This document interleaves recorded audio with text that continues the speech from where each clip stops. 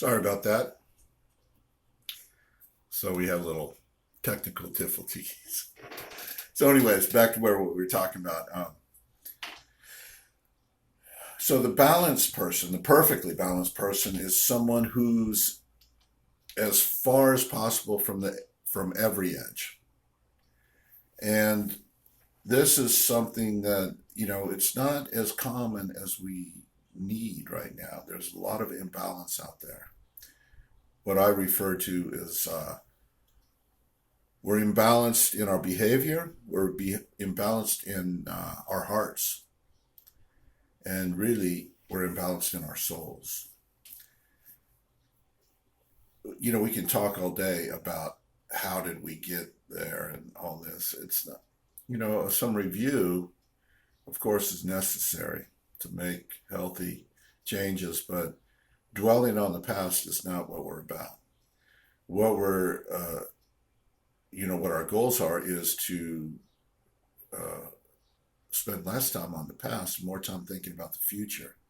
So let's not talk or let's not focus on how and why we're out of balance, but rather how we can regain our balance.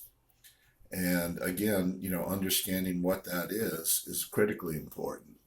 As I mentioned, if you've never experienced it or you've grown up in a continuously imbalanced state, it may be hard for you to find balance. And this is the nature of the human being. We have these swings, and we're living critically now in a time where we've lost the capacity really to even, we have these dramatic swings back and forth, and we rush from one edge to another, and seldom do we stop in the center and savor that brief moment of balance, which is where we want to stay. And so now with the the discussion of different ideas, whatnot, we've become polarized so much so that we've lost even our capacity for civil discourse. We don't have it seems that we don't have the ability to disagree with one another and just hear one another out and kind of absorb or digest, what someone else is talking about, what their ideas and more importantly, even why their ideas are what they are. We just tend to demonize one another, exclude one another, dismiss one another, and that in itself is an imbalanced behavior. So we've got a lot of work to do, but don't give up hope, because that's the other beautiful thing about human beings. We have the capacity for adjustment and change. Um, we do it all the time, and we just need the desire to do so.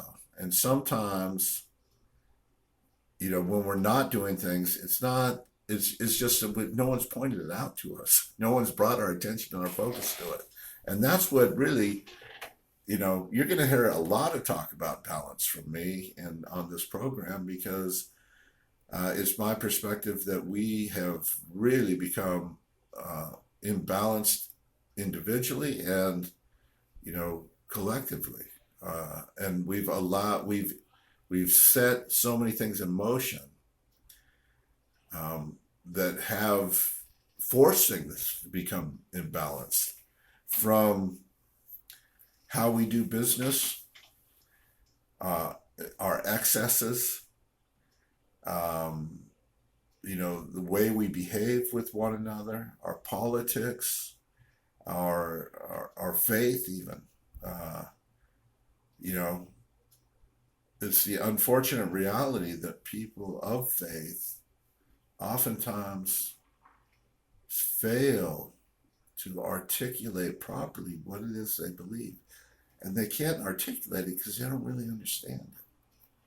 They don't read or understand their scriptures. They don't bother to take the time to get other perspectives. Anything that doesn't fit within their present framework, they view as a threat rather than as a path to arrive at a truth. So there's a lot of different aspects of imbalance, but I don't think anyone can argue when you look at how we're living on Earth and the impact we're having on the environment. Um, and I'm not talking about, climate change and all that. I'm just talking about simple stuff like our littering habits, you know, and how just the way we're behaving. There's no doubt we're out of balance. So let's strive to regain that. And for those of you who are familiar with the beautiful music of the '70s, remember Bill Withers' song "Lean on Me." You know, that's when a person's exhausted and tired, and so much so that they're slumping over. You know, his suggestion: lean on me. We need to lean on one another, and so that we can collectively regain and assist one another in discovering and maintaining, or discovering, acquiring, and then maintaining balance. So let's do that. Let's work together and let's refocus our goals. There's such beautiful opportunity right now, and all it takes is for us to engage. And I'll say this is important.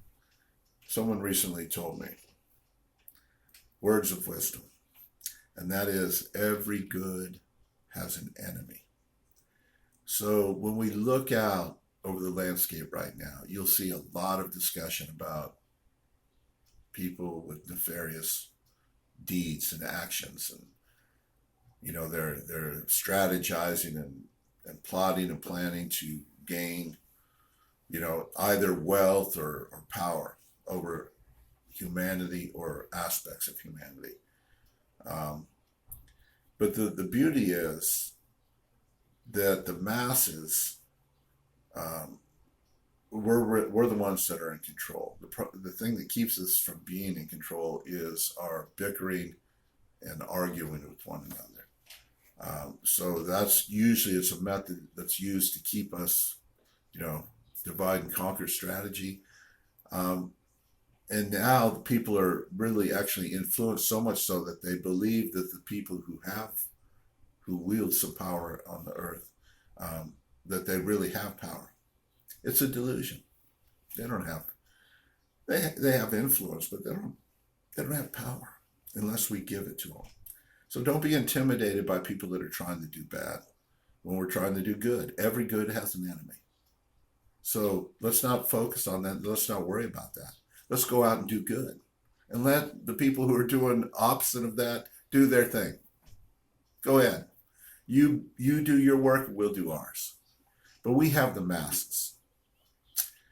And so my ideas, which I'll be introducing to you, are to gather the common people, grassroots, and work with ourselves in order to influence and benefit one another and the world, rather than work within systems that are designed to exploit and take advantage of people, of resources, and all this. So this is an ongoing thing.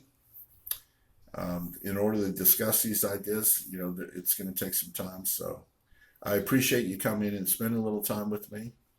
We're going to call these segments a few moments with Phil, or reflections with Phil. I'm not sure yet, but we're getting there. So we're growing, we're developing. I'm glad you're along on the journey with us. I hope you'll continue the return. Be sure and like, share, and do all the necessary things to get us out on other platforms. And let's create a community which will become a movement, which will be action oriented, and which will produce results that we can see and taste, and that we can be proud of, and that will allow us to sleep well at night. Again, thank you for spending some time with me. I look forward to developing this relationship. And in the meantime, be well. Take care.